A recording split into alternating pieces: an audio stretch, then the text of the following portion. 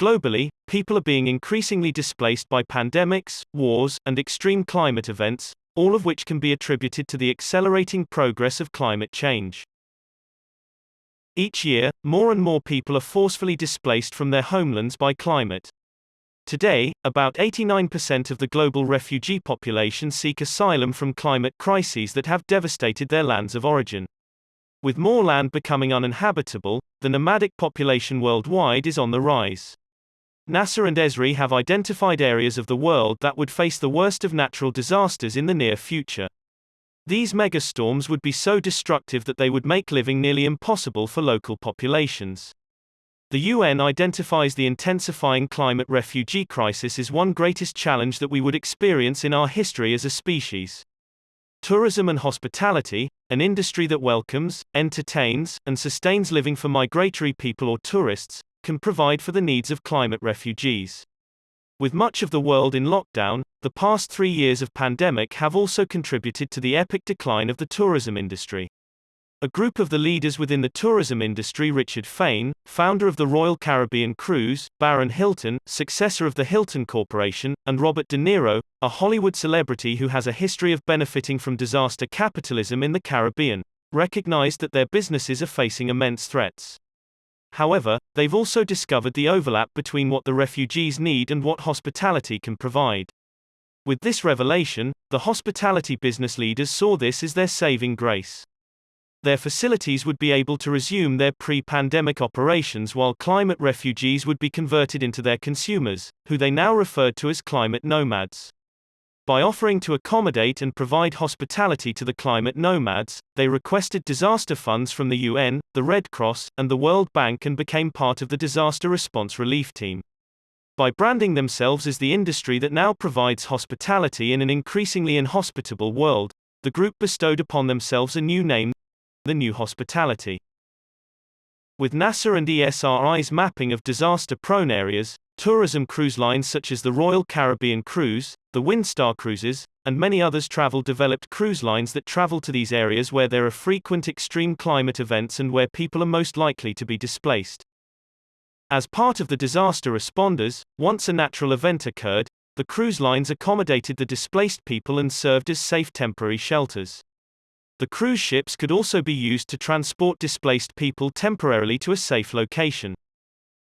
As the hotels can provide for a more varied lifestyle and more safety, cruise lines also provided transportation for the nomads to travel from hotel to hotel.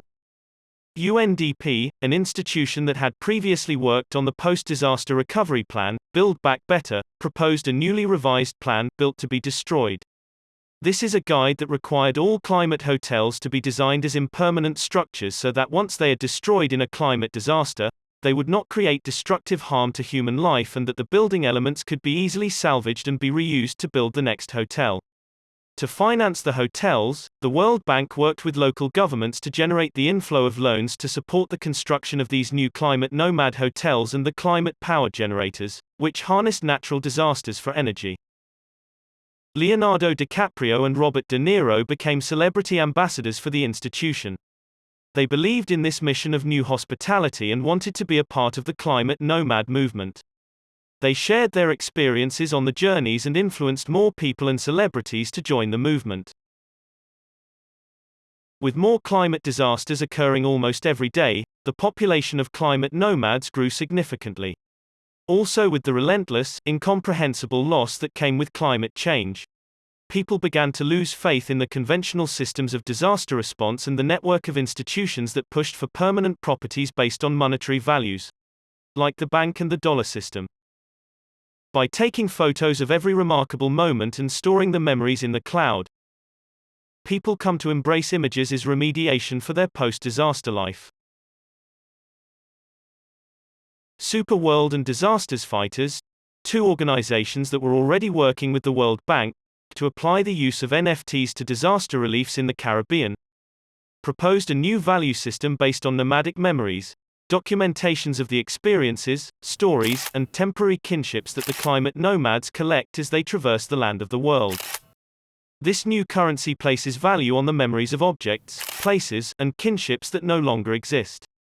As a value system and a philosophical idea, The memory value system beautifully celebrates the ephemerality and the resiliency of nomadic life.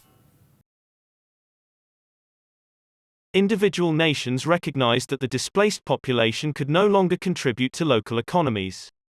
They reached the conclusion that the only way to sustain their economies was to seek regional cooperation with other nations and to set up shared currency systems similar to that of the EU. This further facilitated the climate nomads movement across borders. As the climate migrations grew into global-scaled movements, regional cooperation evolved into global cooperation and a common worldwide currency was formed based on nomadic memories.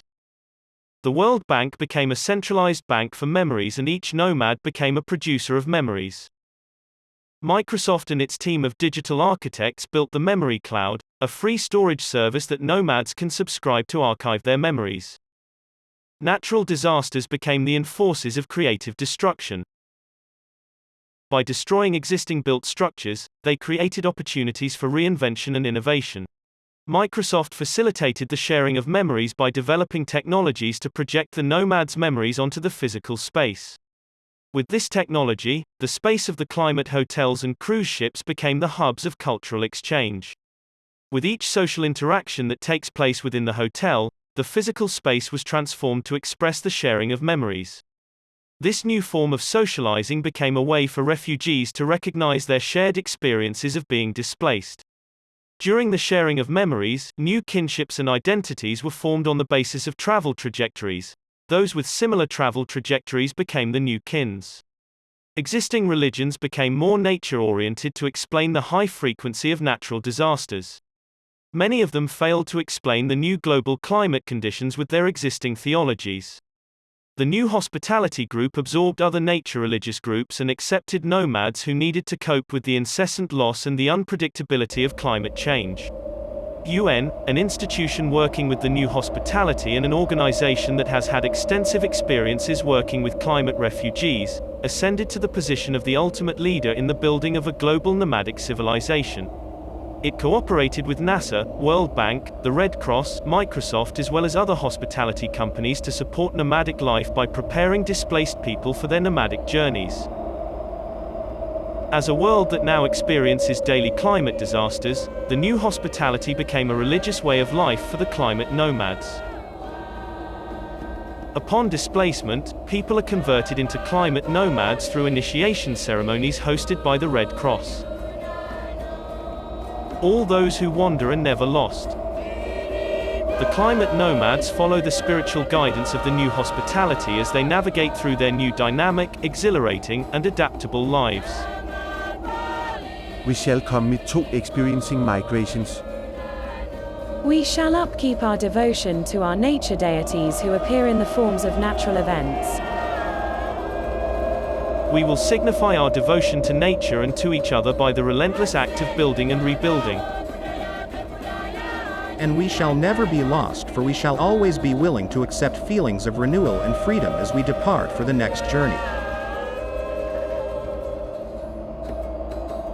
Lead us, the saints of nature, guide us with your mighty storms and your nurturing resources, for we shall follow you. We are the wanderers of the earth, and may we abide in union with each other.